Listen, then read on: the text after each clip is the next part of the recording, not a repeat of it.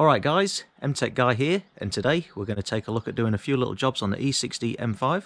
Now what I'll do is I'll lump all these jobs together and we'll call this video like a 6-monthly service. So we'll start off by giving the car an oil change. Now the service intervals for these cars call for 25,000 k intervals. Now that's a huge stretch. I like to look after my engine, the old S85 V10.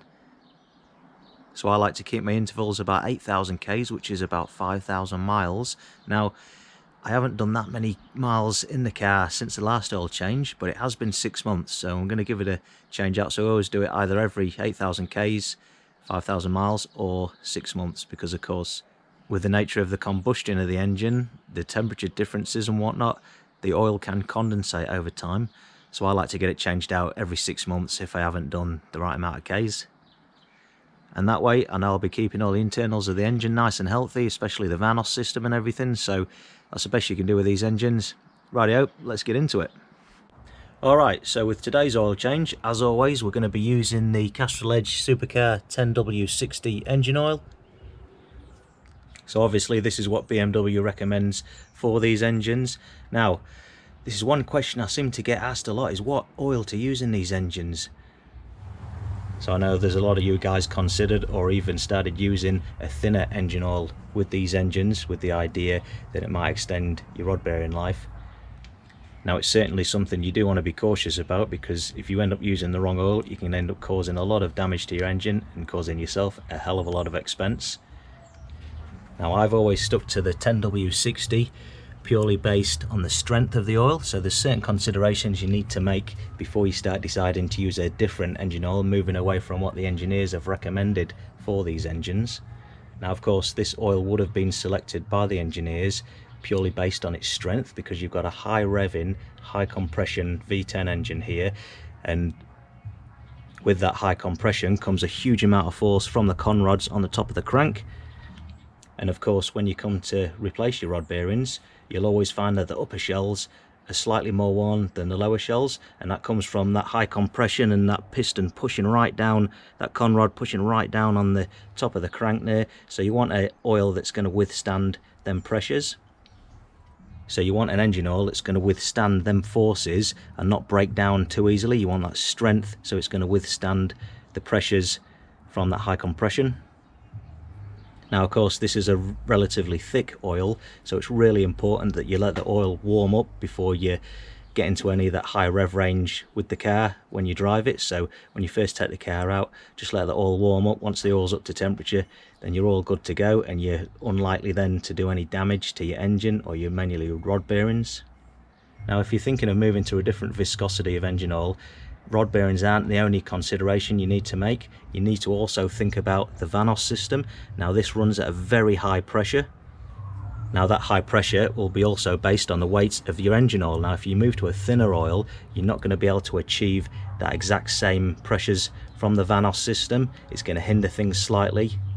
So that's why I stick to the 10W60 as recommended by BMW for these engines. Now it's entirely up to you if you want to try thinner oil. It's your car, you do as you like. But I hope that just gives you some information on what to consider if you are going to move away from what's recommended for these engines. Alright, let's get this oil changed out. Alright, there goes the old oil. Doesn't look too bad, still got some clarity to it.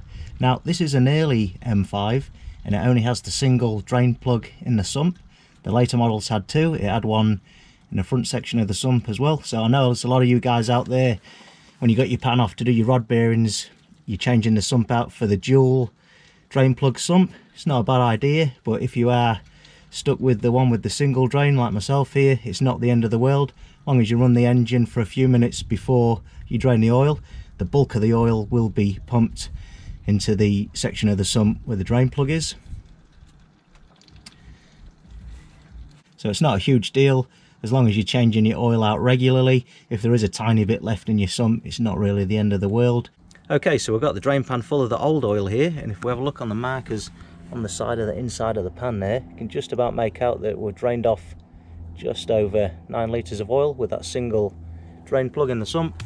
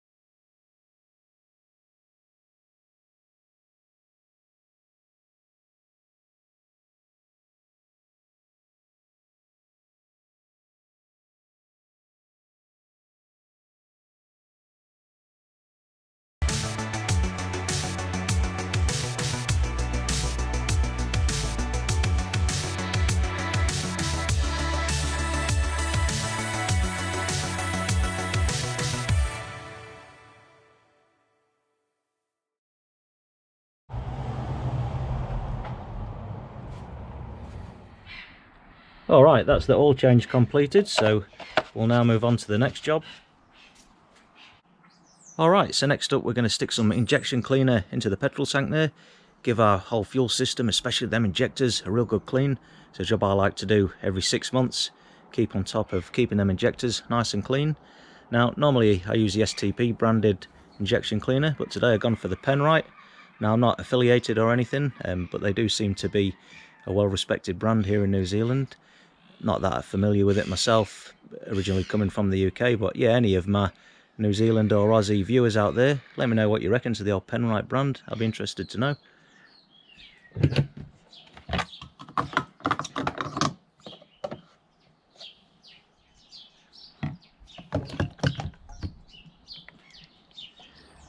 Looks like the old Redex stuff used to get in the UK back in the day. There we go, that's that for another 6 months.